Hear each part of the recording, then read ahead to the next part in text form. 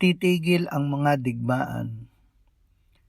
Kanilang pupukpukin ang kanilang mga tabak upang maging mga sudsod at ang kanilang mga sibat ay maging mga karit. Ang bansa ay hindi magtataas ng tabak laban sa bansa o matututo pa ng pakikipagdigma. Isayas 2:4. Sa kasalukuyan ay may mga digmaang nagaganap sa iba't ibang lugar. Marami pang digmaan ang sisiklab bago dumating ang Panginoong Hesus.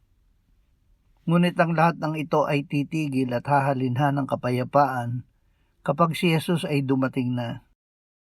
Sinasabi sa atin ng Diyos, kayo ay magsitigil at kilalanin ninyo na ako ang Diyos. Ako'y mamumuno sa mga bansa, ako'y mamumuno sa lupa. Panginoong Hesus, sinabi mo, oo, ako'y malapit nang dumating. Amen. Pumarito ka na, Panginoong Hesus. Amen.